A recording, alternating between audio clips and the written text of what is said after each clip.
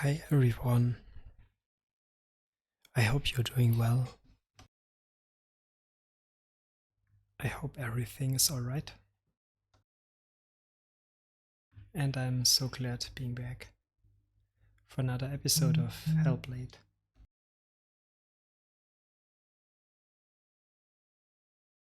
So, yeah, there was no episode on Friday. Sorry for that. I was not at home, so I couldn't record or stream. But now we are back, and I want to begin this episode or this week by two new tales out of the Norse mythology. The last time we already heard about the beginning of everything, the creation of the cosmos, the universe, the world itself, and also about something that is really important for people living on this planet. That is the sun and the moon.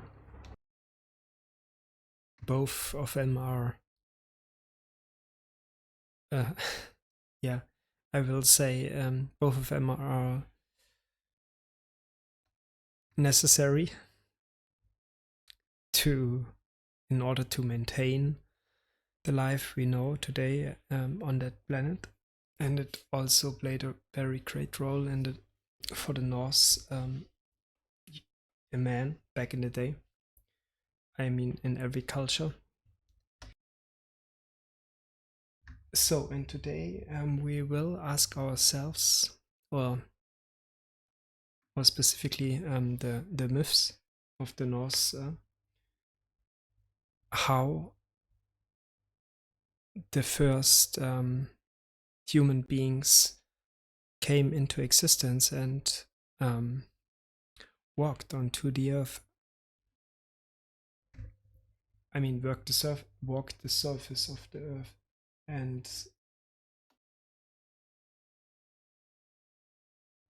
also we will dive a little bit deeper in the topic of the gods that are not just all of the Norse gods. They don't just all live in one common place. Like, for example, in the Christian religion, there is a heaven, and yeah, there you have all the heavenly beings, and opposite to that you have hell, where Satan and his demons reign. It is not that simple or not that black and white in the Norse mythology. So let's start, and yeah, lean back, relax, enjoy, and we will after that continue as usual with the game.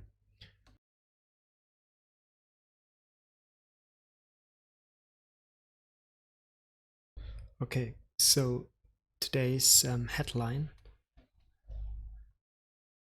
is called Ask and Embla.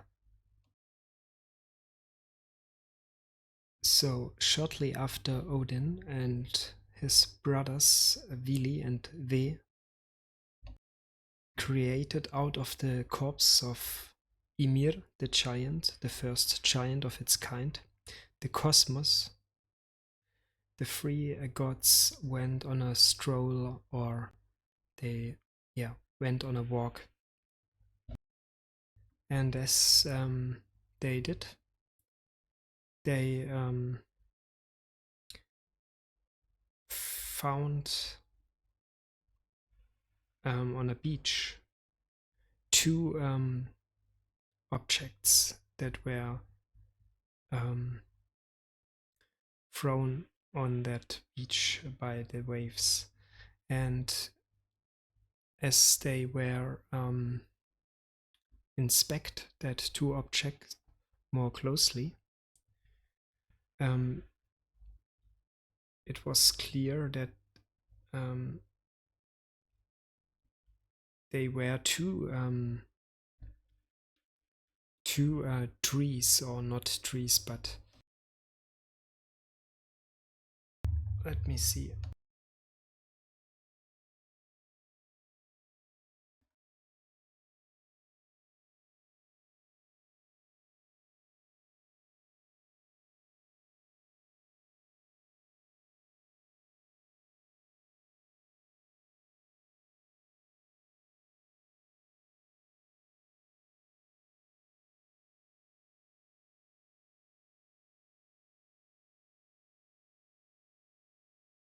It was something that something floats them and jets them. So something that was in the sea before and thrown by the waves or by the ocean onto the beach. And it were two tree trunks. Sorry, I had to look it up. So Odin said to his two brothers, "Look, brothers, what do you think is that? What do you think that objects could be?" So Philly was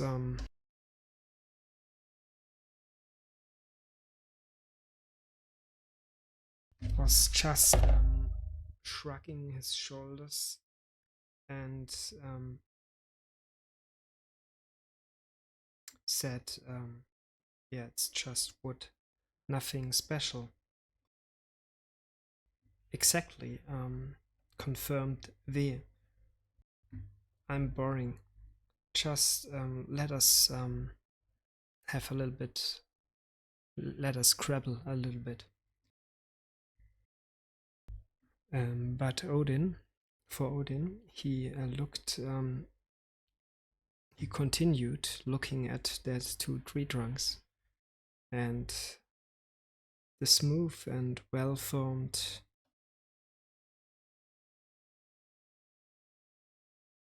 branches of that tree trunk, they somehow looked similar to extremities, to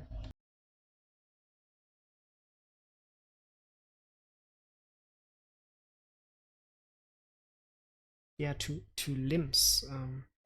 So he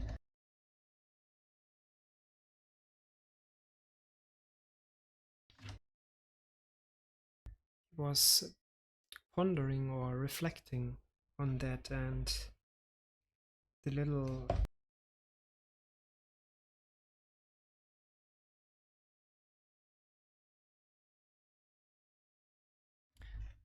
knob and the cracks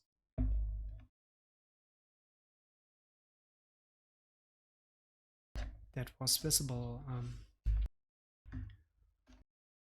on the bark of that tree trunks, Odin said, somehow reminds me of a nose and a mouth and eyes. Brothers, that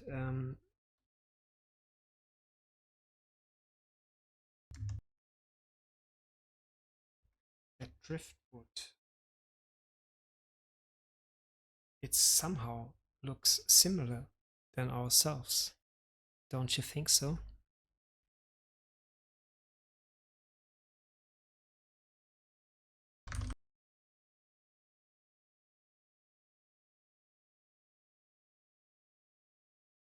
So Philly raised his eyebrows. "Is that so?" And Wei just laughed and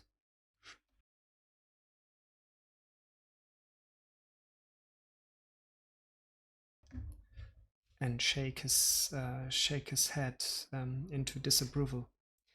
"You are too long in the sun. as it seems. So Odin just countered that with the he said basically you're both you're both lacking on fantasy, and whereas you are seeing that wood, I sense an opportunity to create something important, something special. And while he was saying that, he swelled, or he billowed his cheeks, and he aspirated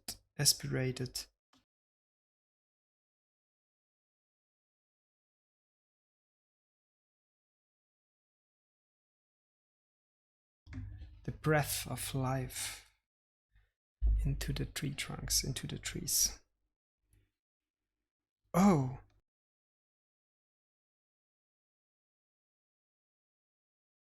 really said. Now I understand what you've mean. Together they formed the together the three of them formed that wood into a pair of human beings, which who could see, hear, and who most importantly could move and think for themselves. Great, Wei was saying. He took a step back and yeah, he took a step back in order to look in awe the thing, the work that they together created. How shall we call them? So Odin was feeling, or he was he deemed they were made out of wood, so let them be named as ask the as so let us name them ask, like ash, like the ash tree, and let the other one let us the other one name Empla, like the tree which is called elm. So ask, which was the man, and Empla, which was the woman, they settled in the near of the gods. That the the three brothers made sure of,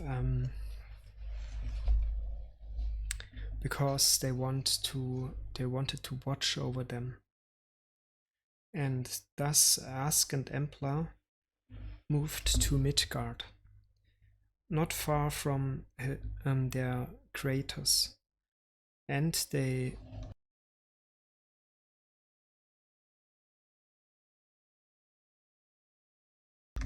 were the progenitors, or first parents, so to speak, of the whole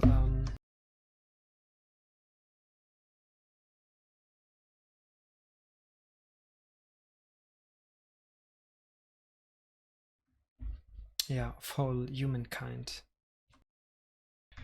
Sorry for the interrupts. I have to look up the words.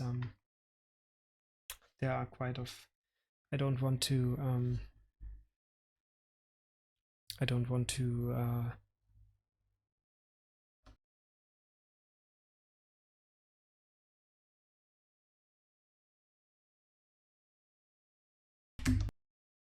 to falsify or to yeah, to distort the story by making something up which is not written there. So I try to give it as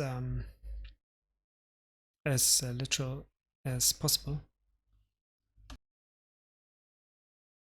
So in short, that is how the first two human beings were created, and it has striking similarities to the for example, Christian religion, where you have Adam and Eve, which are also just two human beings created by a higher one, by a god, and the two of them are the first parents of all humankind. So it has some similarities, and it is fascinating to compare religions, different religions or myths, how they explain the coming or the dawn of mankind, the existence, how the origin of the existence of mankind. So yeah, and now let us move a little bit to the side and let's have a look at the sphere of the gods. It's themselves. So it's not all about man, or I mean humans. They are, I mean, in the myths are also very many tales that contribute to the gods and their own deeds, or what happened to them. So, and for that reason we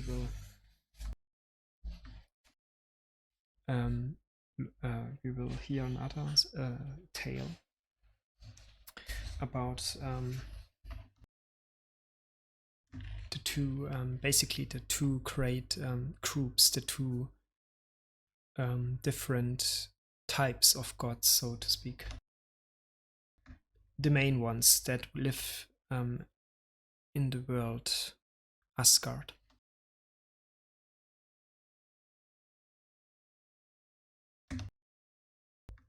And because that tale is so famous, it has of course an own Wikipedia entry, and in English it is called the I hope I pronounce it right, the Vanir War. Basically the war of the Wanes, or of the Vanen, as you pronounce it in my language. And it goes by that. There was a time when the gods are separated in two different families. The ones were called Asen,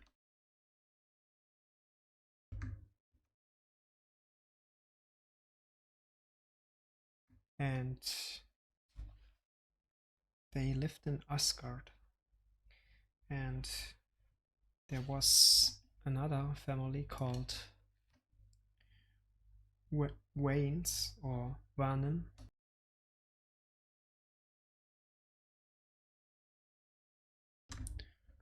and they know about magic, and they lived in Vanaheim.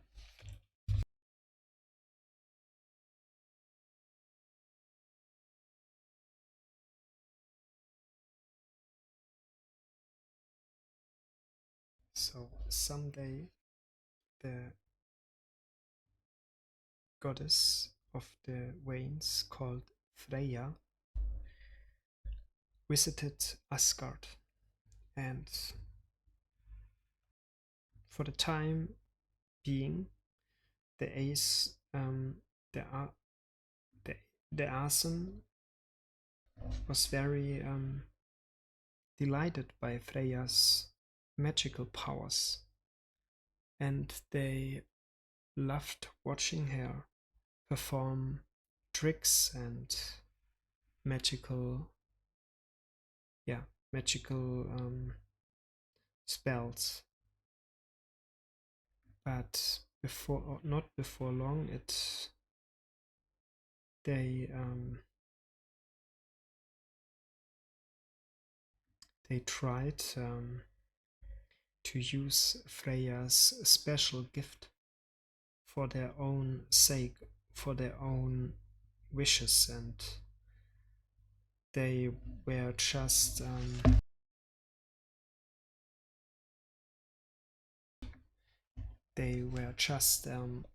selfish, or out of a selfishly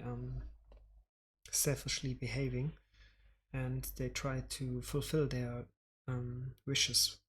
So that led to some differences between the Arson and the Waynes.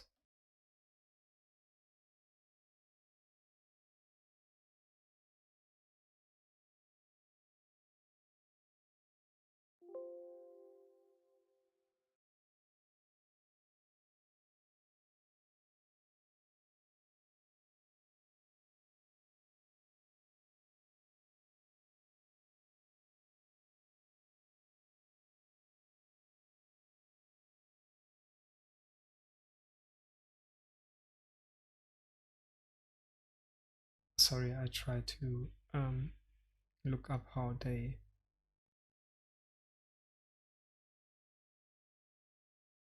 are pronounced in English, but I can't find a proper term for it.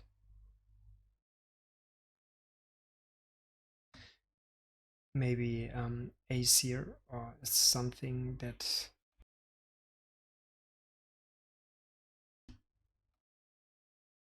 The Aesir.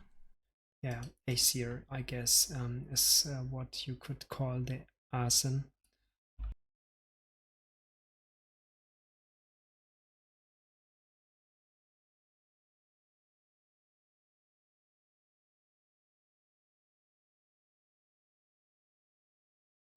And the other ones are the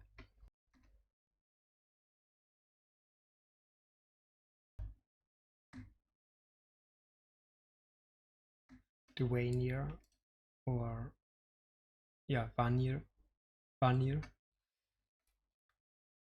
and in this singular it is called Vanir. So I will stick to Vanir and Aesir. So came to a it came to great differences between that two families.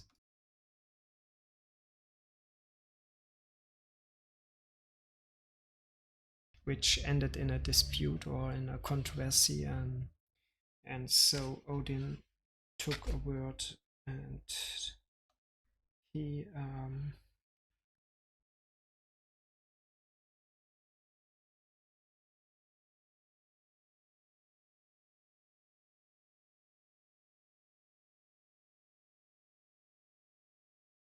tried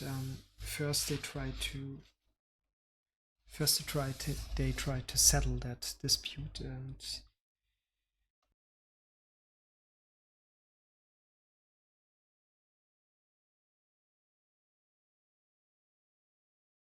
but the wrongdoings of the Aesir, they didn't bail to that. The Aesirs didn't bail to. They don't. They didn't see or understand or accepted that they are that they were wrong. So they blame basically Freya for all the quarrel or the dispute, all the disturbance that was going on. And so Odin was listening to them and not to the Vanir's. So he gave an order to execute Freya, because she was allegedly causing chaos in his realm, and so that they tried. They tried, or they threw Freya 3 times into fire, and but each time she came out of it without a scratch, out of the ash. So that was the yeah, by that or by that outcome, the hatred between the two families even grow deeper, and it's the outcome of that was a brutal and unmerciful war between the two families.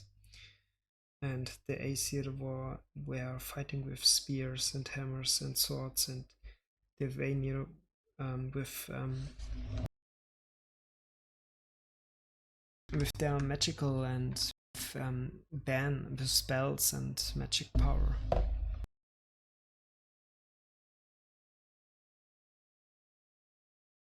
Basically with bans and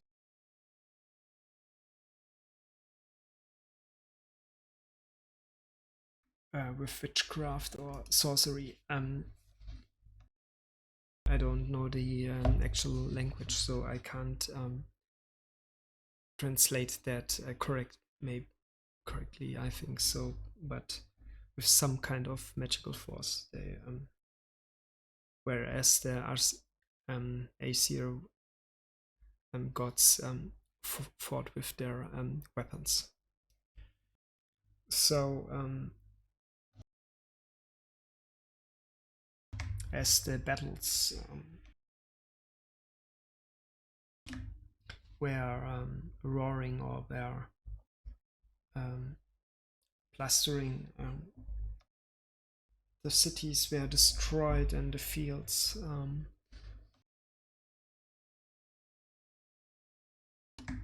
they were soaked in blood by from the gods. And but nobody of no family, no one could really won. No side was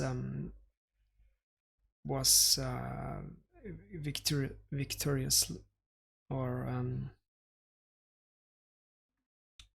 was winning the war as it grew, or as it, yeah.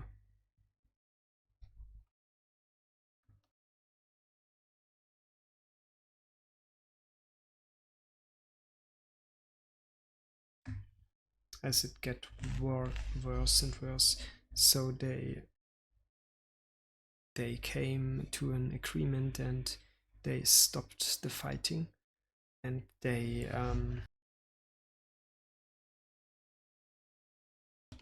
swapped hostages, which was by the way in human history a common thing to do.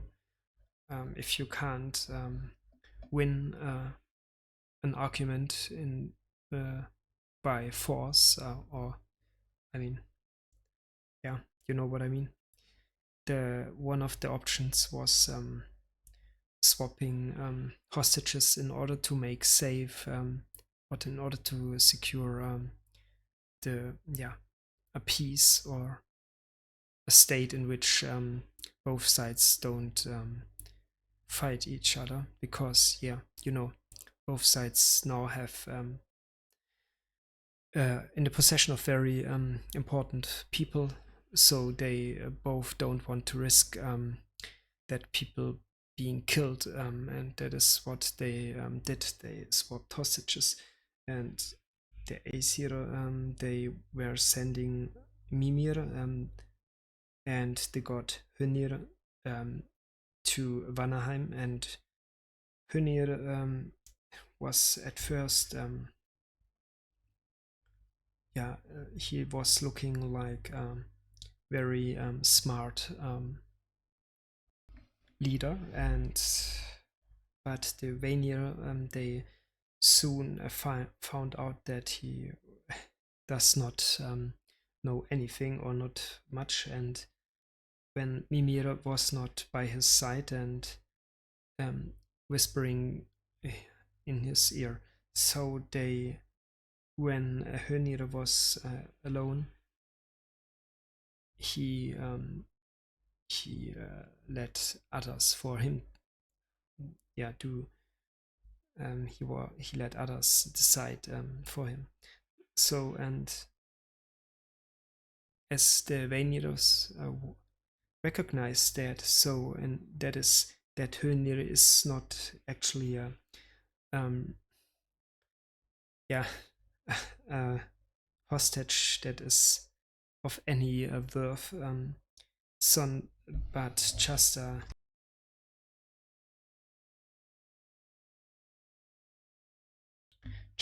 simpleton, sorry, just a I don't know how to call it in English, tomfool, just yeah, basically a regular guy. They they got very angry, and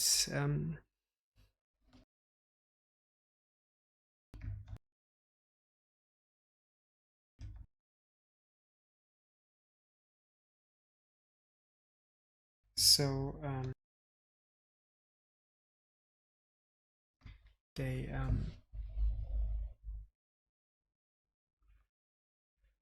they decapitated Mimir, and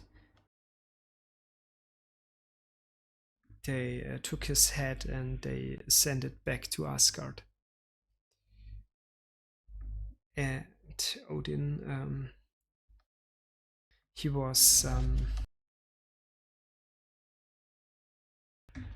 not angry, but more he was desperate, because they basically killed his most wisest, or his wisest counselors, his wisest advisors. So he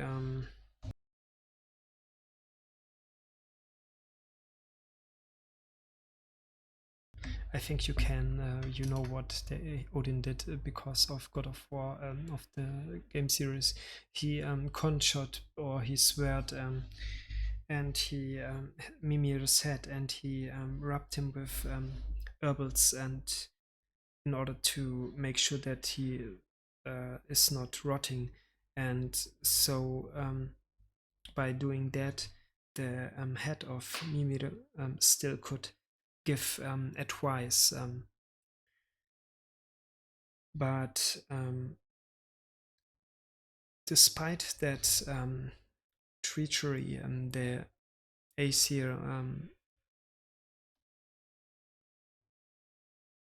that treachery of the Aesirs, the gods led the war. They don't continue the war. They just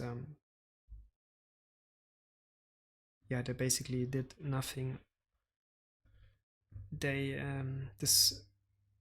but they came once more together, and I mean, I guess that is not something that is part of that tale, but I think the Aesir somehow they got that they were wrong in sending a worthless hostage, and they somehow got that the Vanir were very outrageous about that, and in that process decapitated Mimir. So instead of yeah, throwing or more oil into the fire, so to say. They let the war rest, and they came together once more, and as a sign of their reconciliation, they all spat into a great kettle, or into a big kettle, and thus they created out of that salvia the god called Kvasir, and he was the wisest of all living beings. And so the Aesir and the Vanir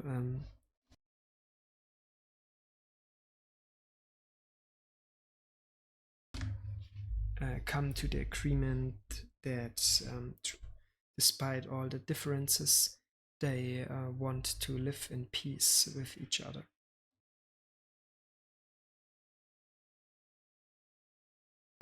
And that's it for today's history or myth lesson.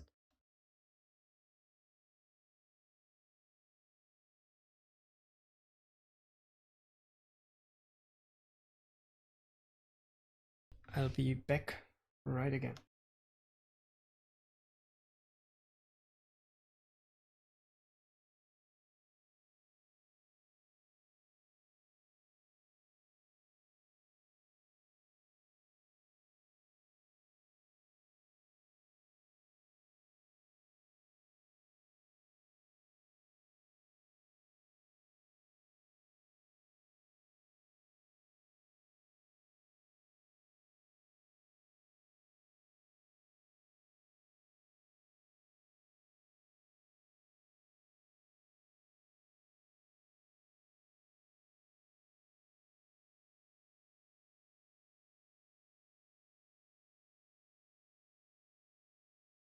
Okay, so again, sorry for my bad English.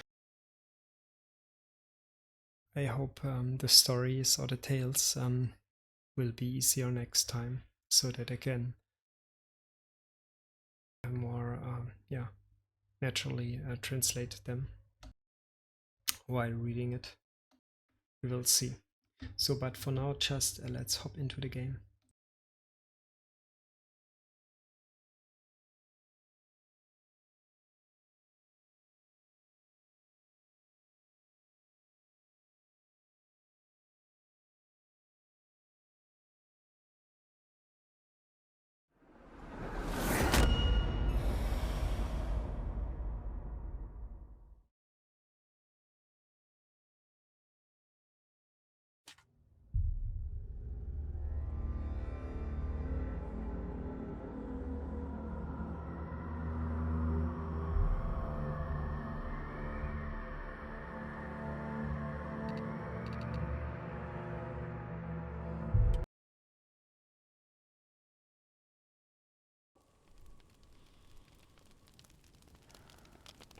Okay. So let's continue and let's get to the realm of the fire god, which is Cert is through there. Muspelheim. You can't get through. How will she get through? She'll need to find another way. And the god is called Sutar. Cert. Find your own. And he wields a fiery sword that knows Always away. only your one own thing: way. destruction. Just have to find it. Cert is waiting for you. It was never going to be that easy. He's waiting. Cert is waiting She for can't you. get through that. Find him. The pyre. And that sword or that god, he will meet his destiny in Ragnarök, and he will be killed, but he also kills other gods. So it's all about destiny, or the fulfilling of that. But until then, here's the force that we of course can't underestimate.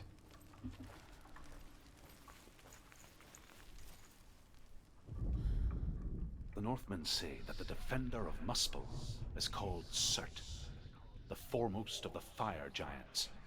His name means the Black One, because he is like something burnt. The Northmen believe that he sits at the border of Muspel with his flaming sword, and at the end of the world he will leave his post. He will travel to Asgard and Midgard, waging war against all the gods. He will be victorious, and then burn the whole world with fire.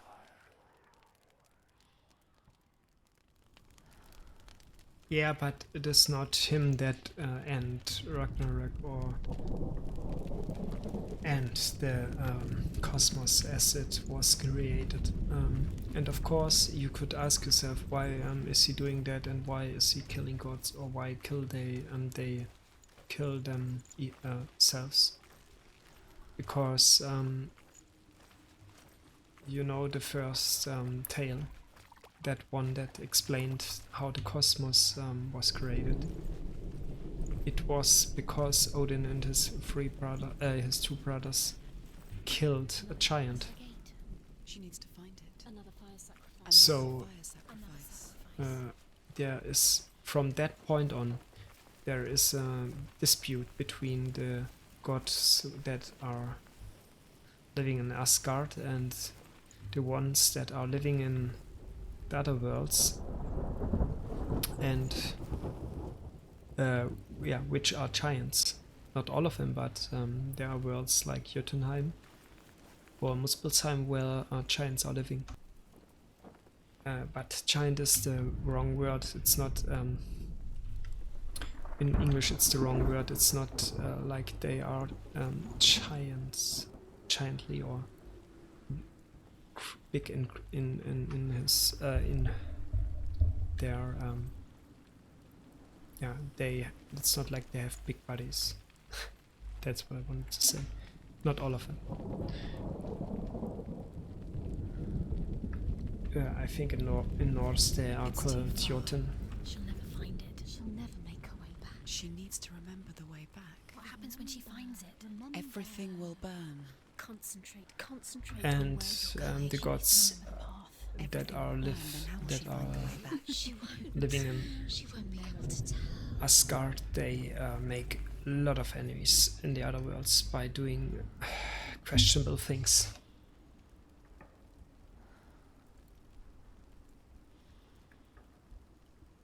You will learn that in the other tales, and by doing that things they sometimes create a situation that is stuck, so that neither one side could move or could do a thing about that, or are willing to do a thing about that situation. But when Ragnarök, the end of the world, begins, all of that knots, so to speak, all of that stuck situations or stuck status quo vanish or will be unraveled, and so basically everything that was until then set into place in a way of in the, I think you could call it balance, or not balance, but I mean status quo is the thing that I would the term that I would use. All of that will be changed or will be meaningless. All of that situations will be will vanish. They will be destroyed, and out of that emerges chaos and war, and it's not many things happen very fast, and there is much to say about that time before the end of all things.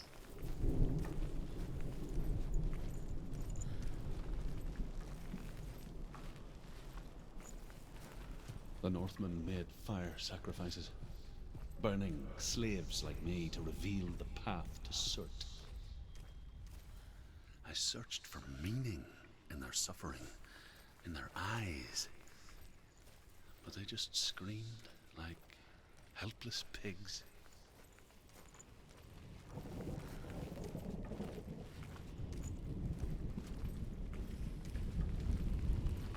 And you, I think fire is, of course, in every culture in the history, a powerful tool or phenomena. And to have power over that is, or was, something to reckon with. So it would make sense that there is a god that wields the power of fire.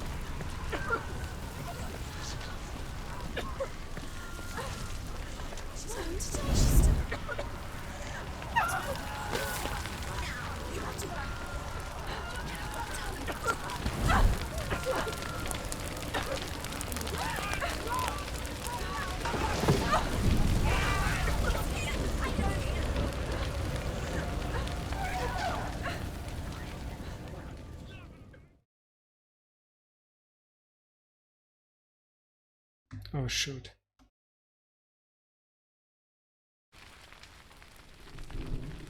I think we did not great. Yes, we died.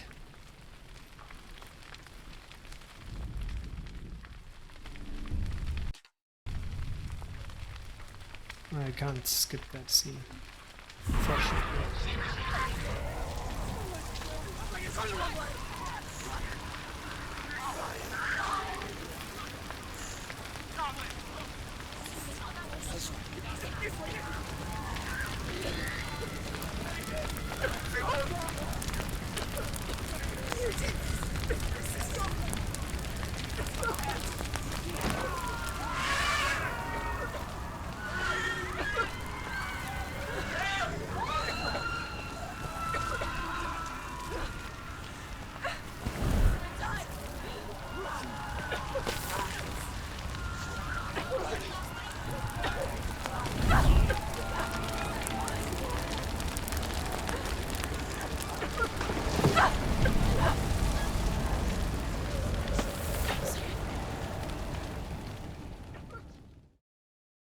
We died again.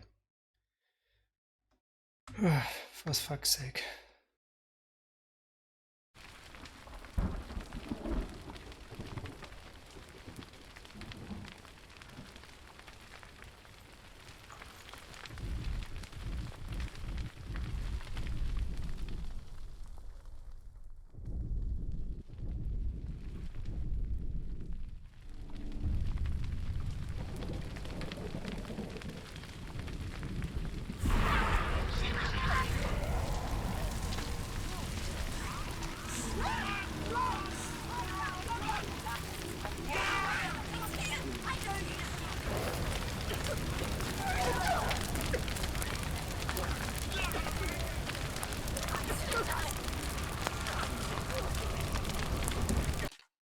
Why is she not dropping on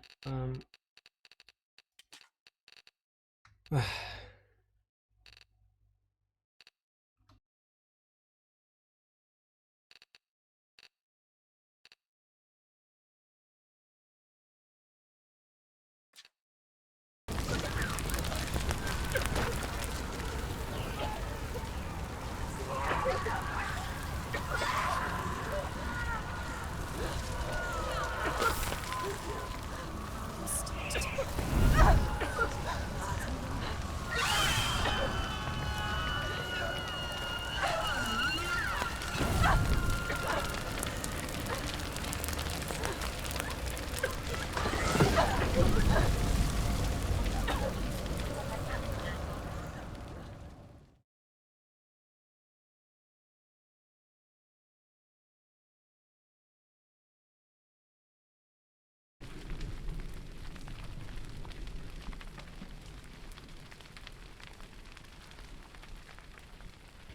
I don't get it, sorry.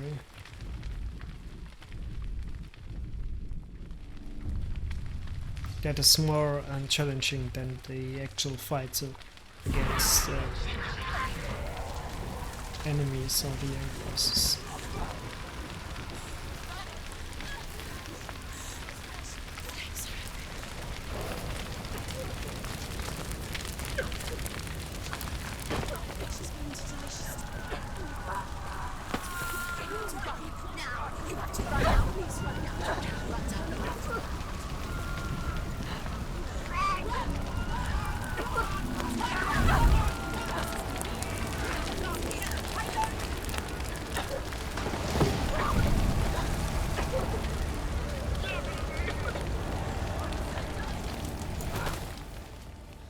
Do your gods answer your prayers, Senua? I asked the gods for mercy, all of them, even theirs. None answered. In the end, I set myself free. Defy the gods, Senua! Find your own path, like I find mine! My gods abandoned me. I am alone.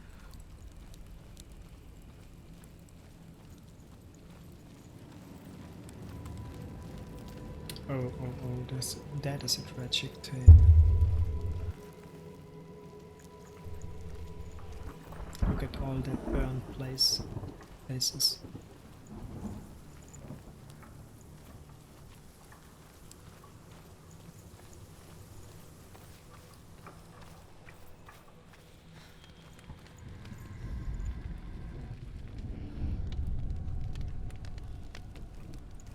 The Northmen of Hell worship the Devourers, insatiable gods of darkness.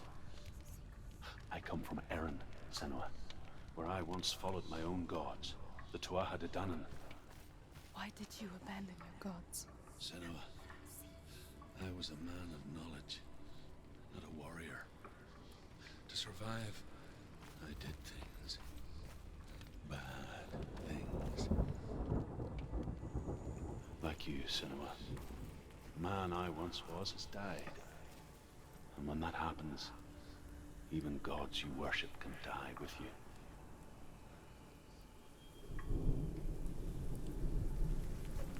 Okay, now it's off. It's finding that symbols again.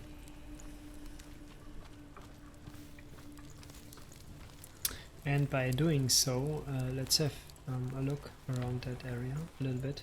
And this, yeah, let's just inspect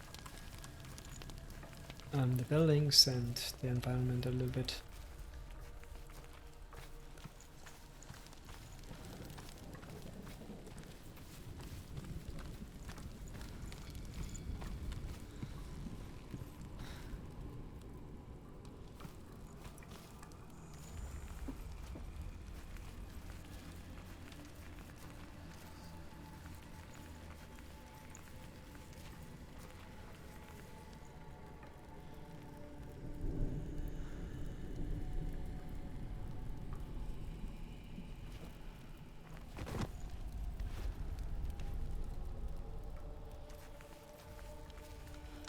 Oh, there you go. The Northmen believe that the world will be destroyed someday. They call it Ragnarok, the destiny of the gods. Asgard will be attacked by Surt and the fire giants.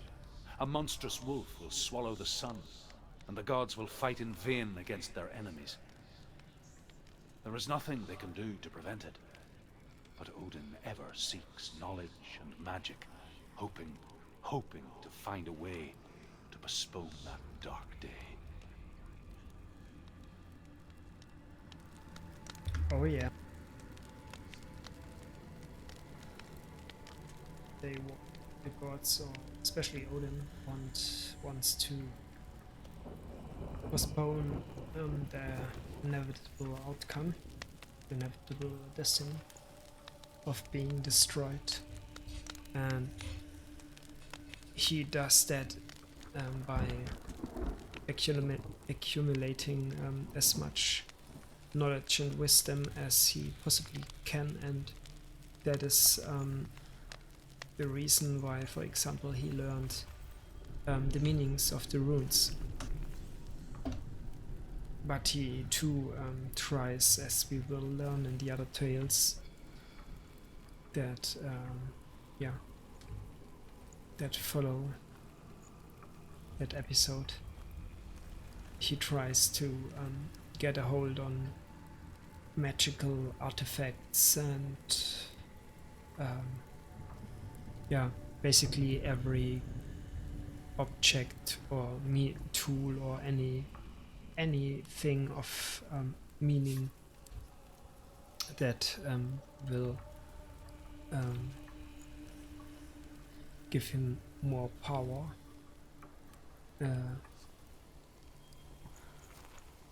As I mean, in the widest sense of meaning, like for example knowledge, but also more profane things, or like weapons, or as I said, magical artifacts.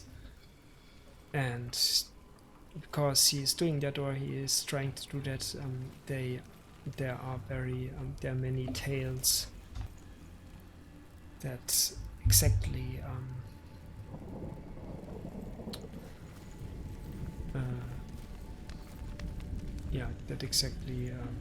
have that, to have such things, such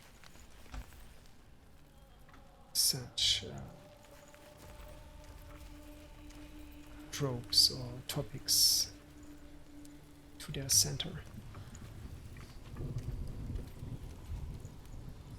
Something must be here, right?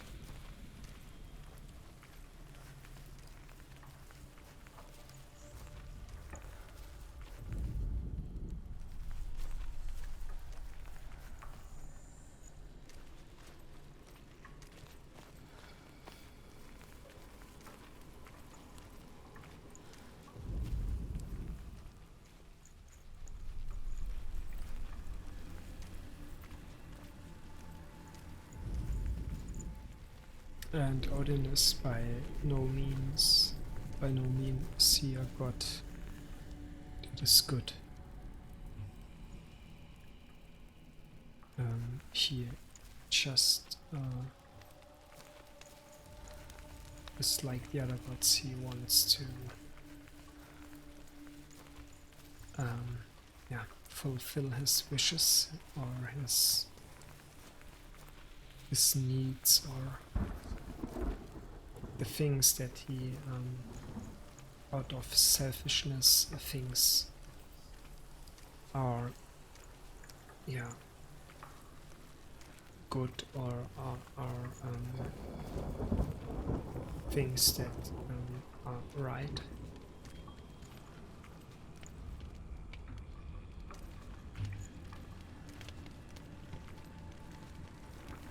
The next time I read the next tales, I will be whispering them again for the ASMR content. I tried to read it, but it didn't go well, because my reading voice is not that great. I try to whisper next time again.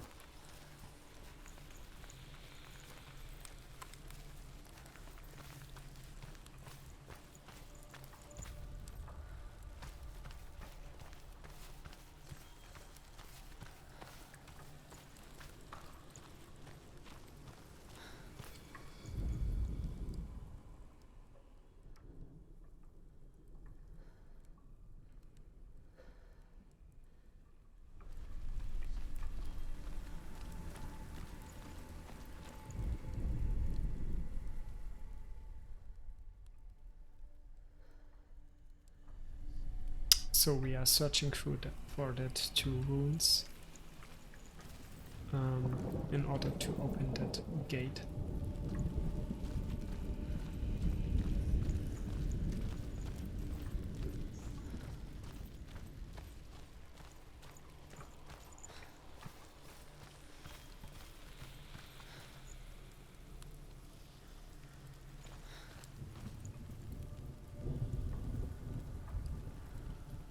I think I have to take a short break. Nature's calling, and yeah, in the meantime, if you have any ideas, or yeah, feel free to comment in the chat. I'll be back in about 5 minutes.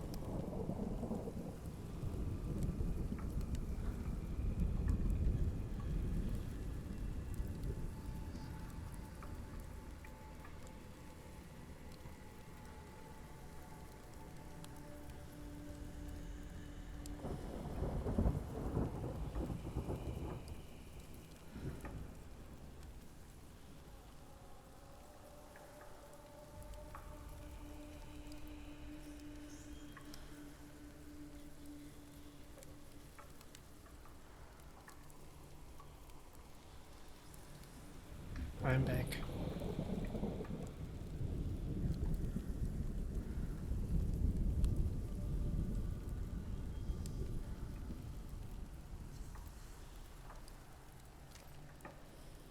Okay.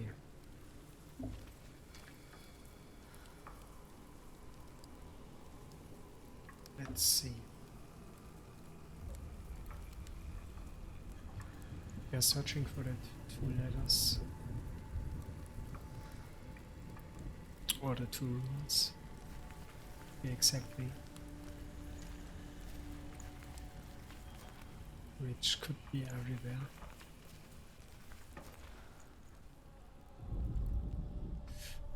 And I have to focus in order to activate them.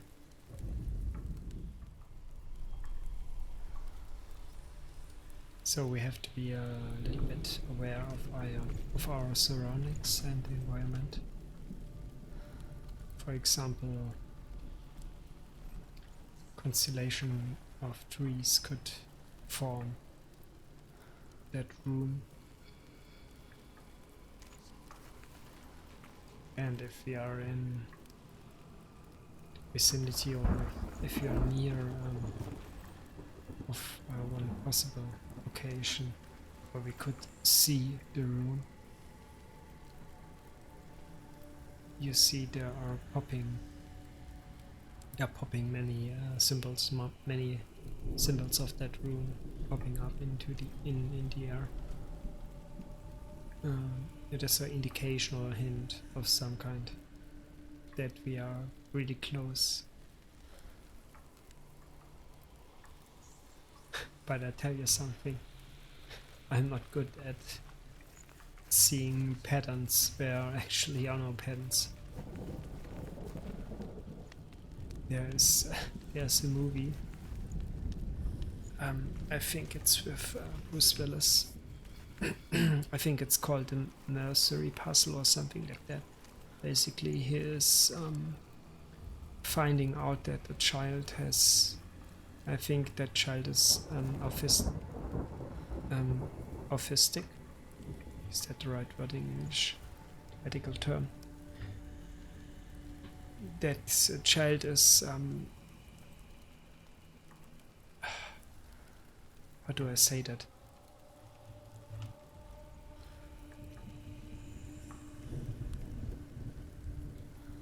That child sees things, sees patterns, which actually exists, but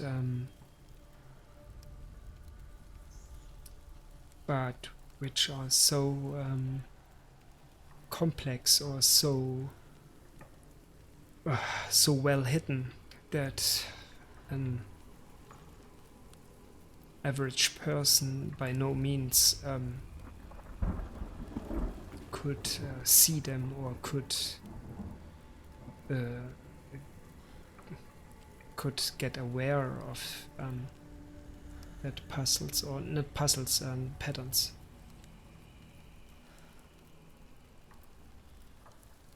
So,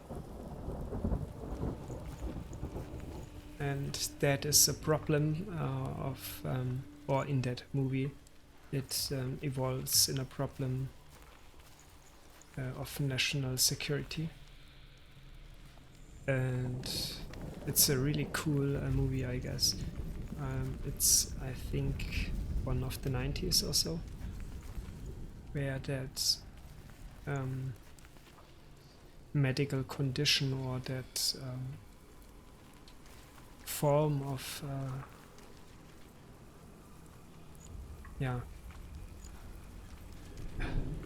where people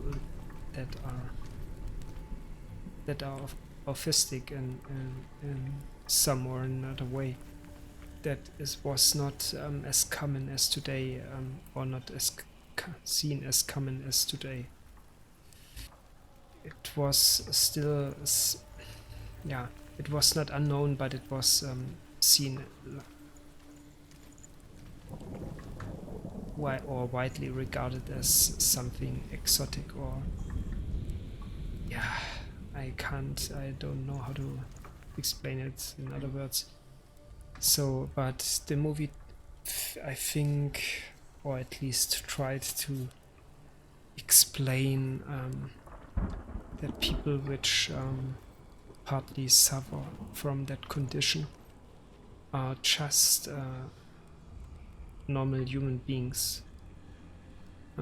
They maybe tick a little bit differently, but overall they are just humans and not, I don't know, witches or strange beings.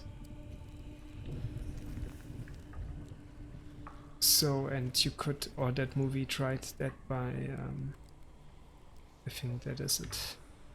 They tried, of course, that by using a child as a vehicle of transport. That meaning it is you much easier you have empathy with a child than with a grown human being. So you pity the child and you have some kind of sympathy with his situation, and yeah. But nonetheless, I guess I think the movie did a good job. Let's see. I have to move a little bit.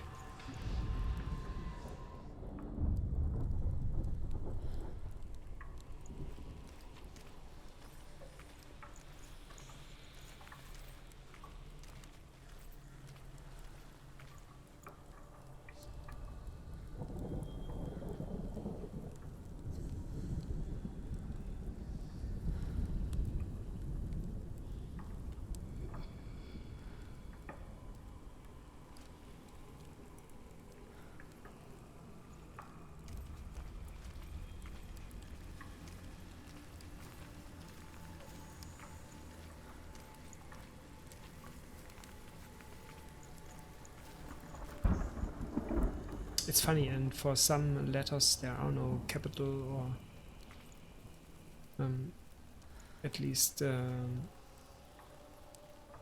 as I know of right now.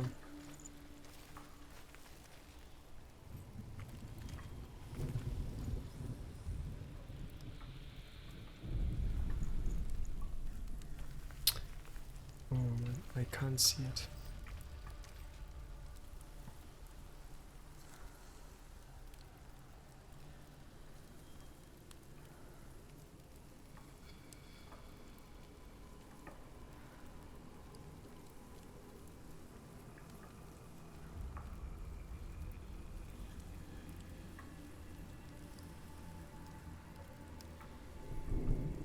I can't see the freaking R.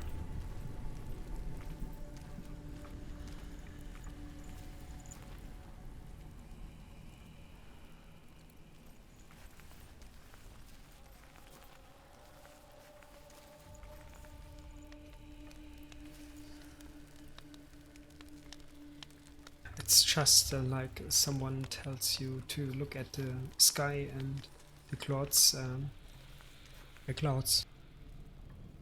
and how they resemble anything.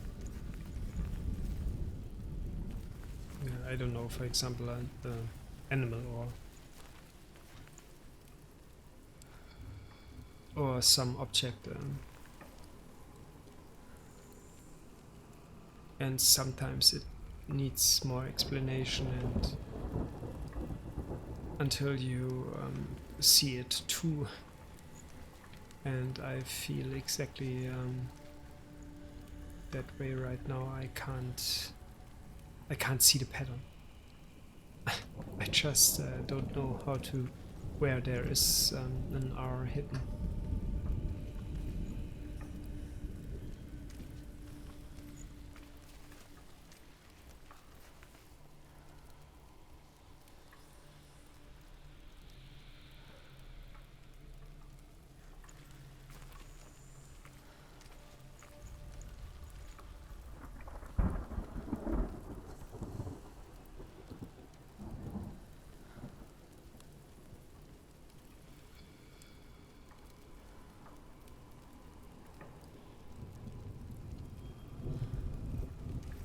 first I thought, or maybe that rooftop, because it is in an angle that would perfectly fit that upper angle of the arrow, but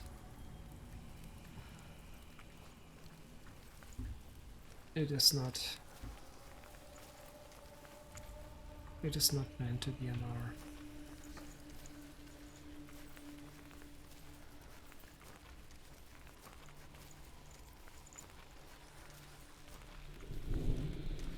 Okay, that's completely wrong.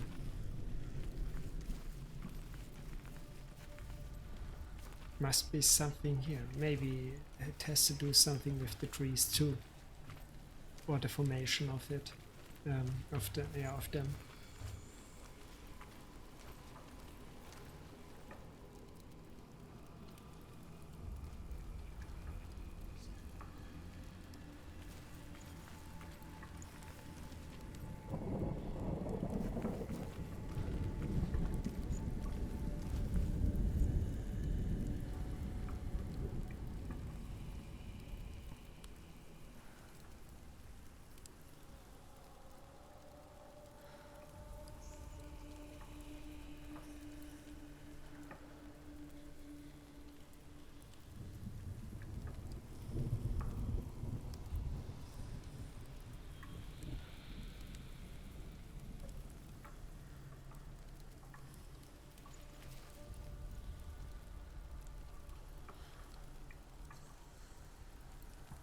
Senua, help me.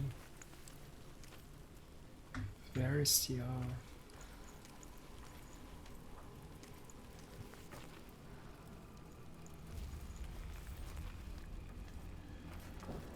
Maybe so. Like that? No. For fuck's sake.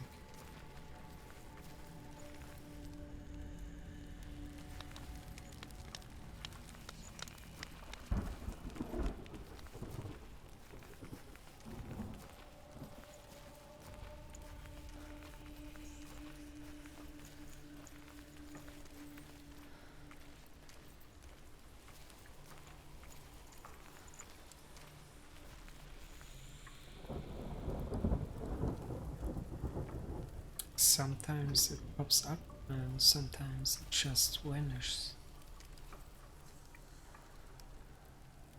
It's like it wants to mock me. Maybe we have to go upstairs again in order to see that.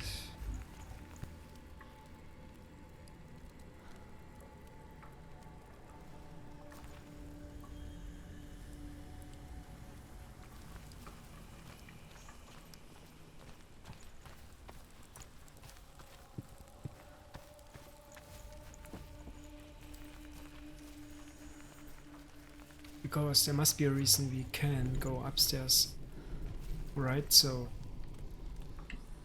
come on, give me something. Maybe, like, nope.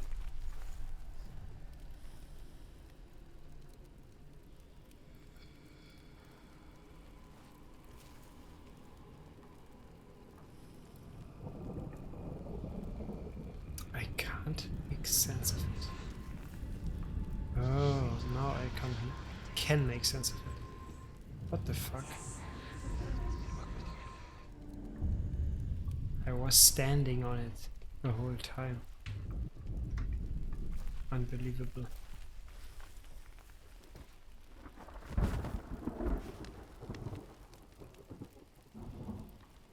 Sometimes you have to just change your perspective in order to see something, but it's not as easy as it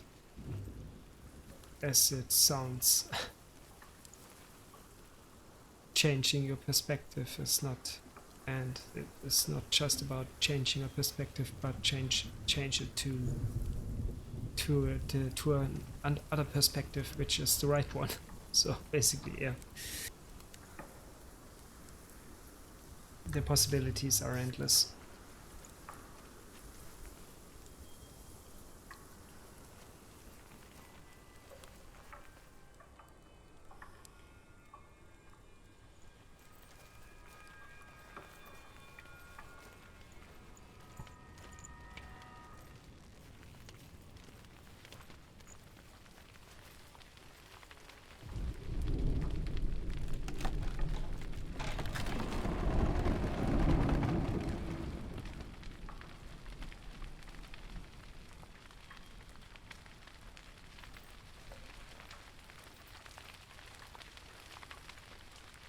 Look at all the burnt corpses. Oh no, no, no, no. I didn't say anything. Oh shoot, come on. I hate that.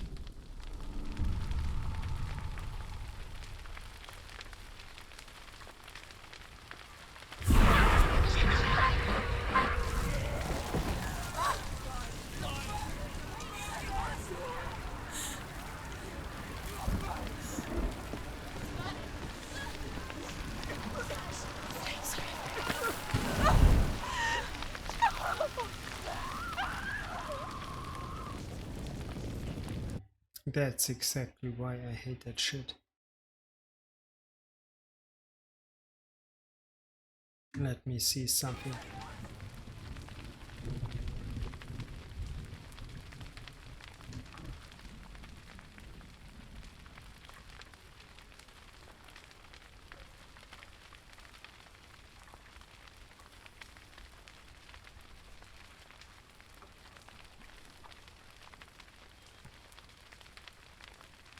I don't wanna.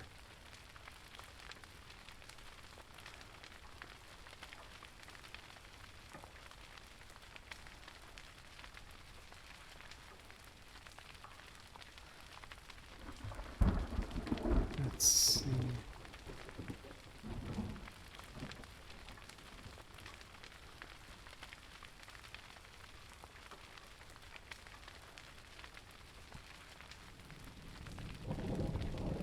Do something about it.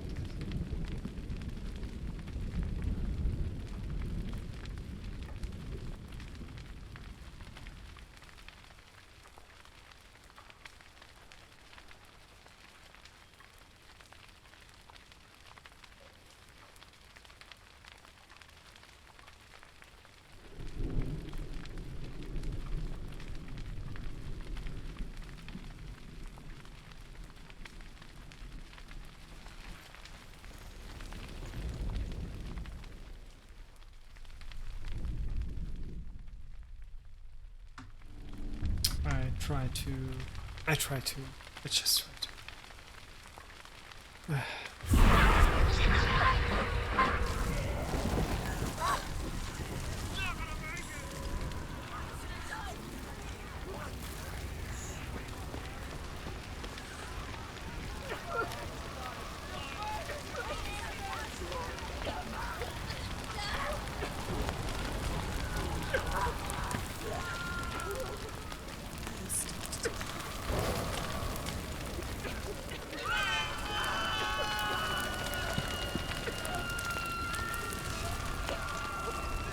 Are you fucking kidding me? Go faster.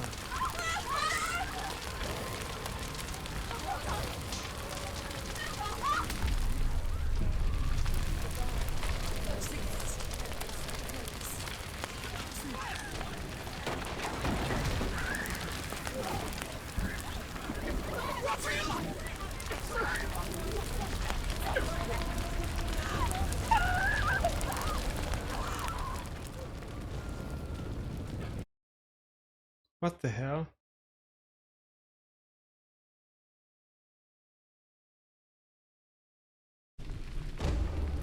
What?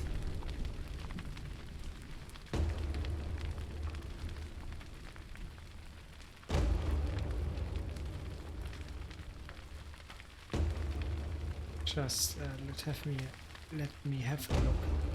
I don't want to start that game all over again just because I died.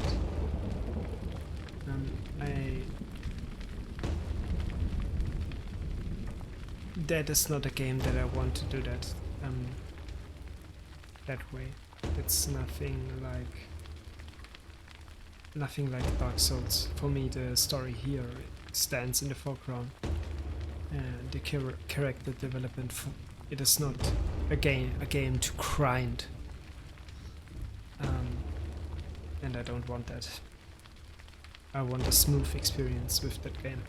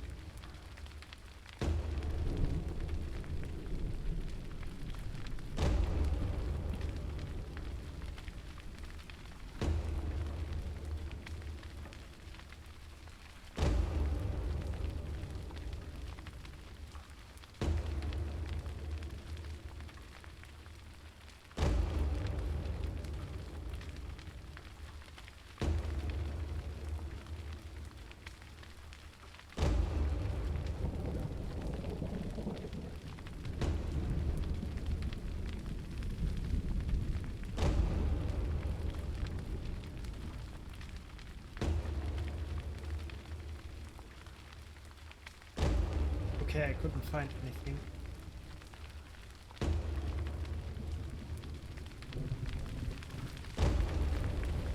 I mean, not anything that is worth being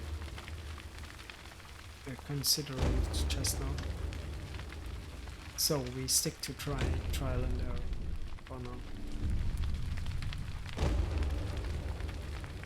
Sorry for the interruption.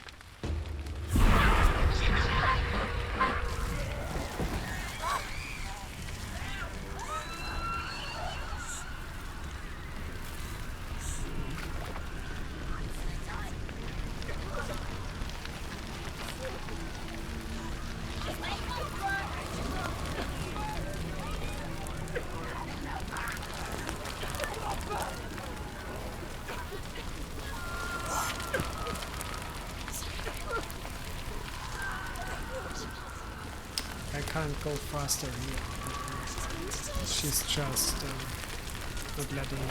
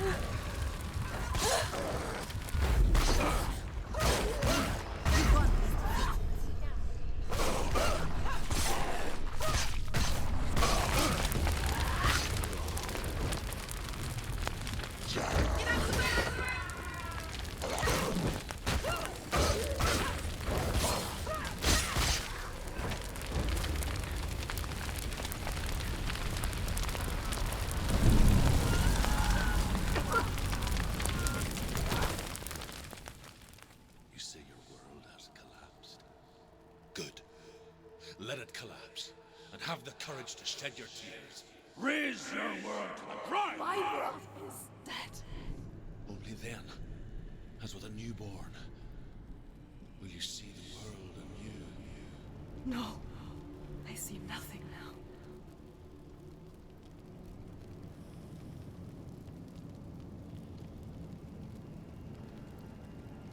Okay. Look at our arm. Our right arm. If that sees reaches our heart, we are dead. And that is a permanent death. So that means all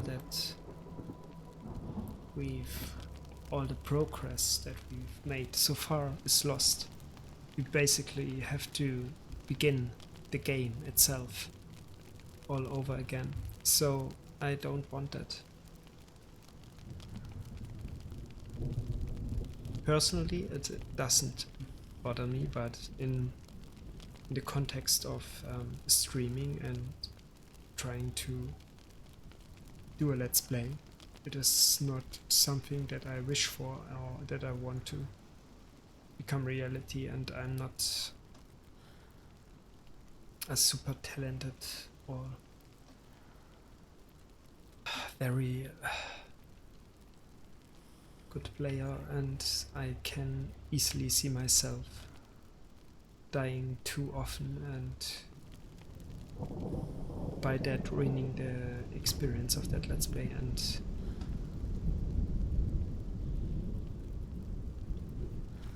I don't want that.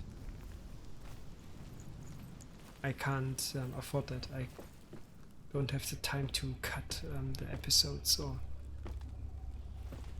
I just have to make sure to go through in one run with the let's play. And as I said, it's not a game like Dark Souls where you expect dying a lot, and where that process, that struggle of dying over and over and over again is part of the game concept. Here it feels more like it is an element that can be avoided and that should be avoided. No one expects you playing Dark Souls, for example, a game like Dark Souls, without one death, or you know what I mean. It's part of the game. To some degree it's part of that game too, but not in the sense that we die so often that we have to start the game all over again. And that is, yeah.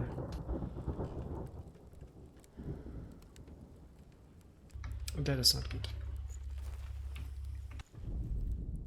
The Northmen say that at Ragnarok, the sons of Muspel will travel to battle in the ship called Naglfar, the corpse ship. And when the sons of Muspel leave the ship and ride to battle, it will be as though the sky had split open, and Surt will lead them.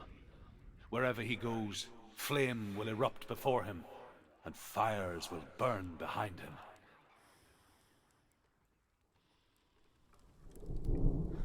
So the ship called Naglfar is made,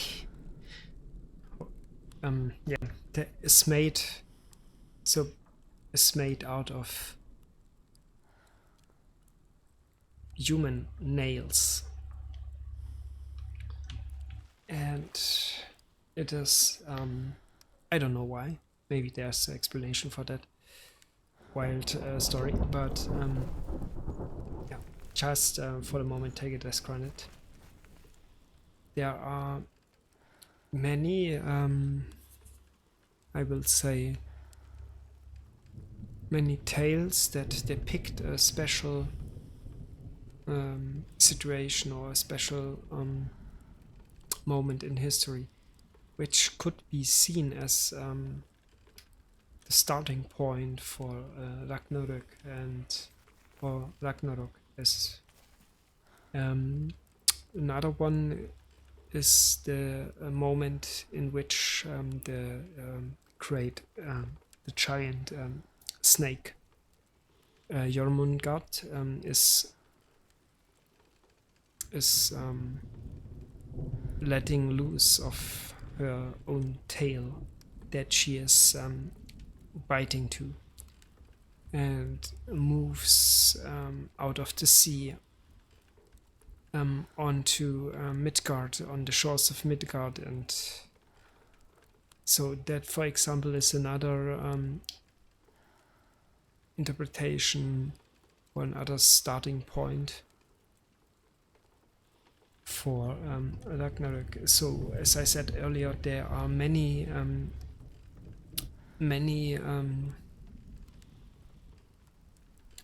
status quos that are taken for granted by the people back then, on the mythical level, that will evaporate, that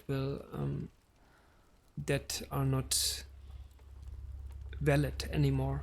It's like for example, tomorrow there are no gravity anymore. Gravity is not there anymore. It's like this kind of level. So everything just in a moment does not make sense anymore. It is changing. Everything is changing, and the changes are they are drastic ones. They are not like I don't know. Some gods have a dispute and decide to kill each other. There are much. The impact it's much more greater. It's much and it have consequences for all of the 9 worlds in the cosmos. It's super interesting. There are many tales about Ragnarok and what happens if it starts. And all the other tales that come before Ragnarok basically are some sort of introduction to that, or they just set the scene for it. of course, it is not only about that, but that is one function of the tales. And so you already know about many things, and you already are acquainted to many figures or tales, or to the world itself and the living beings or animated beings in it. And then with a finger snap, Ragnarok happens and everything changes, and of course you want to know how everything changes and what will happen. And that is super exciting to know or to hear.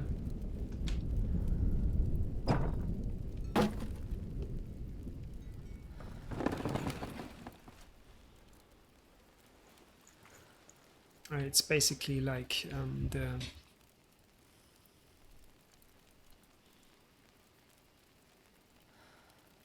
wait a moment.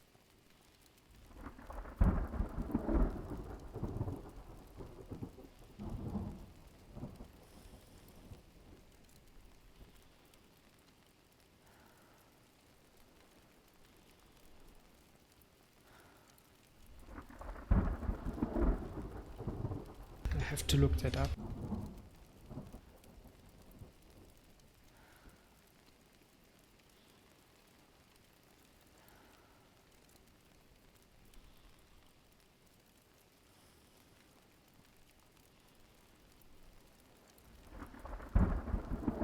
Okay.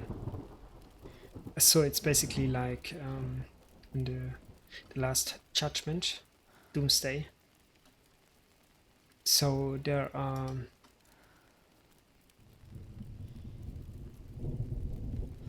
predestined things will happen, and they are happen. The scripture will tell how they are happened and in what order they happen, and blah blah blah.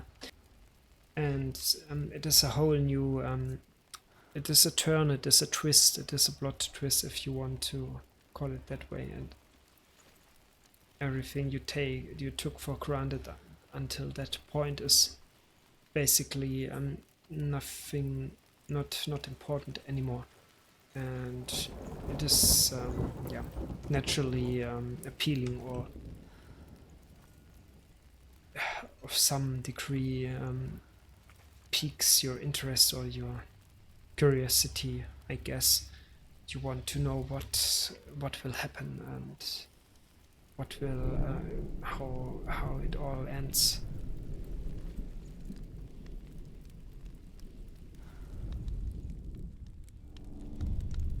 Oh, now it's 3 letters. Oh, Tell me, Jesus.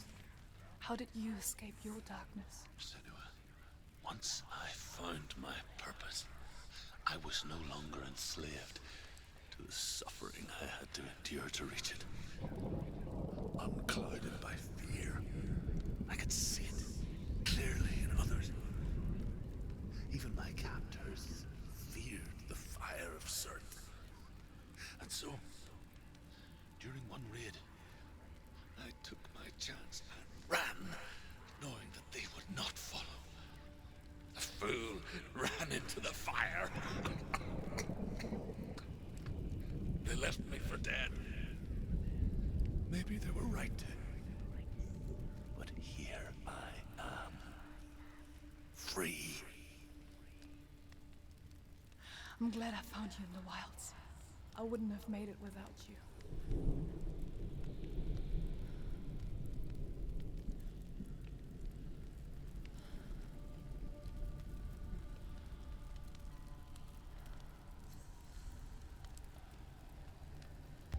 Okay. So we are searching for 3 letters, for 3 runes that look like that. And I'm not sure what. Let me see.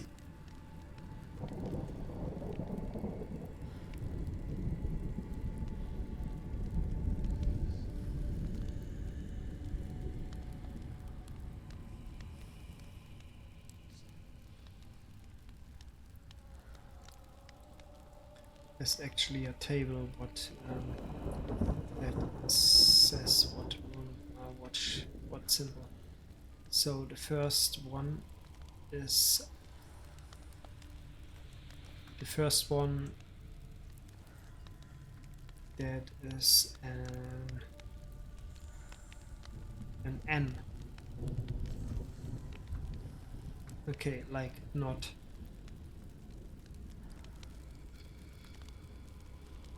And the second one is an W.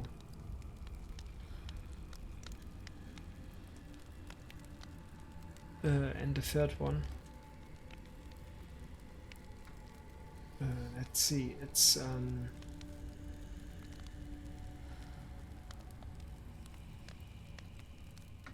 what is that? For fuck's sake. It's an TH. Basically, yeah, it's TH.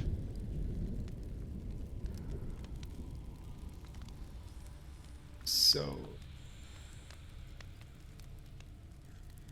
I don't know if that is a word, an actual word in the ancient Norse language, or if it is just symbols, just runes that are placed into order. For no greater reason, I don't know.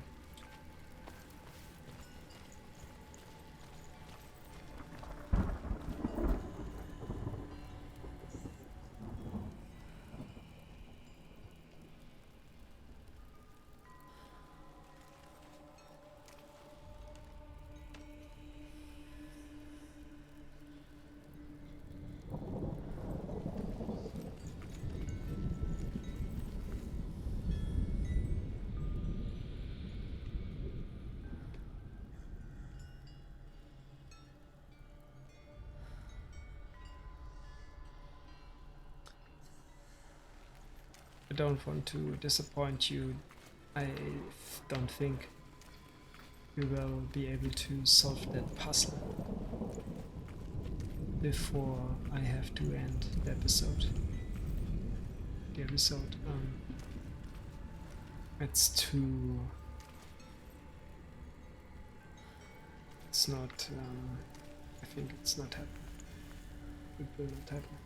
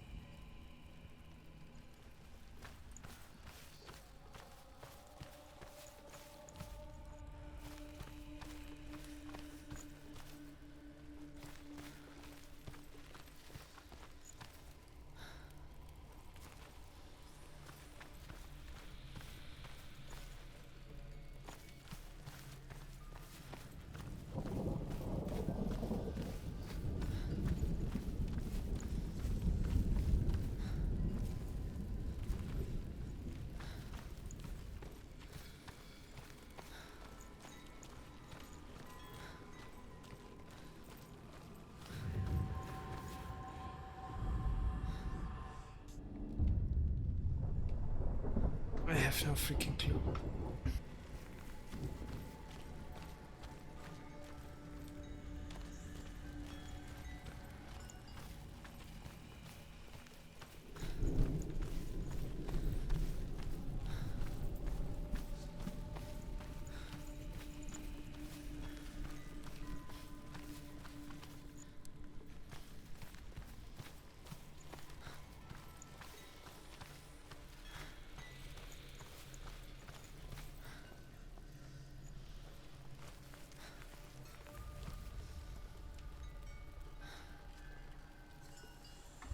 Maybe there.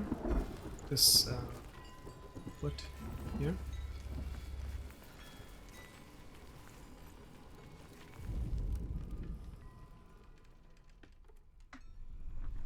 Oh, come on.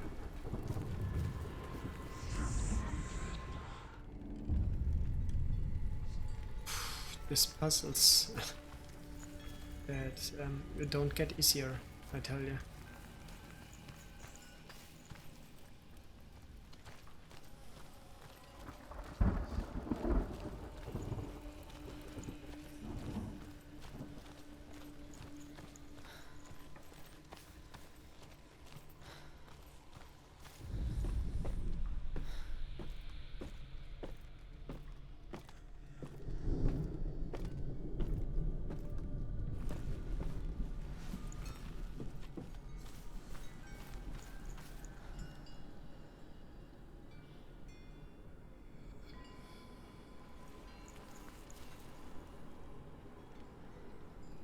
Oh, there in the background is the boss-like looking wooden constructor, which will lead into Niflheim or Helheim, the world of Hell, goddess of death, in the Norse mythology.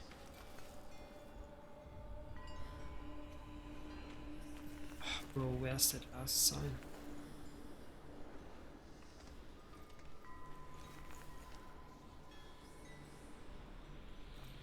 Am I wrong? Completely? By climbing up there?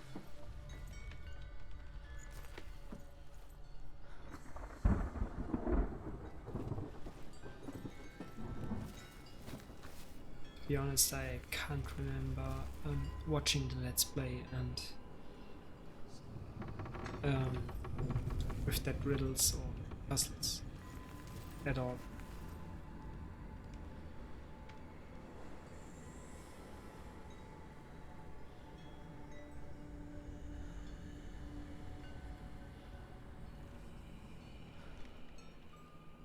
I just searched the parameter randomly. I can't see anything that slightly resembles that symbol we are searching. Right now, I can't. I don't know.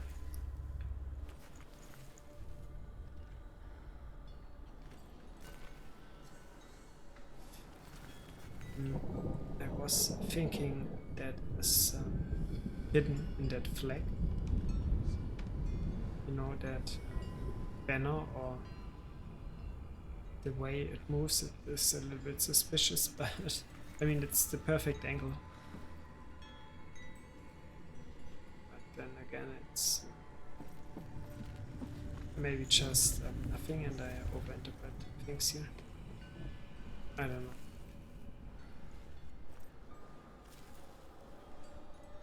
Must be right, so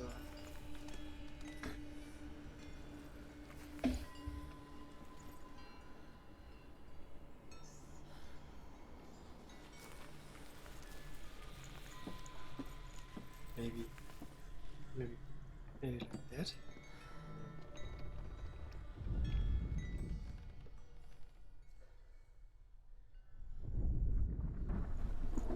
This literally could be anything.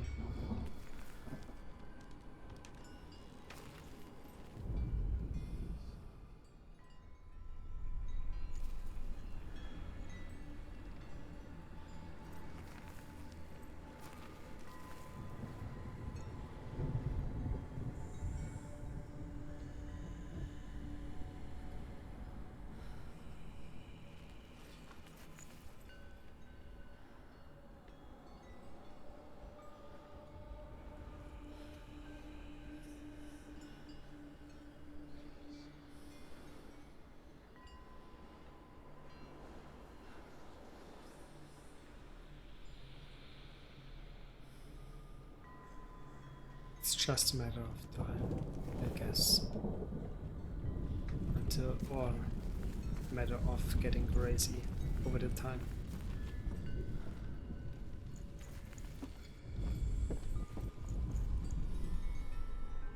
Maybe we have to somehow go there, but I can't see a way getting there right now. It seems like it is part of the area we will discover after entering, or after we getting through that gate over here. So I think we are right here, but not looking at the right direction. I can't make sense of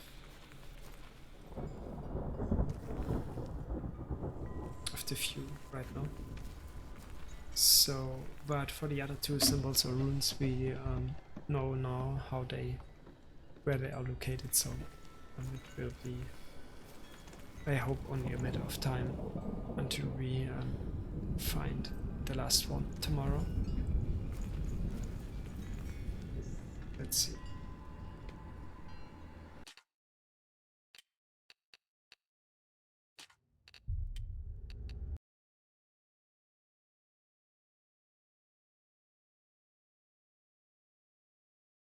Sorry, I wished I could end the stream with a solved puzzle. But yeah, tomorrow I will be doing another tale session before we playing the game.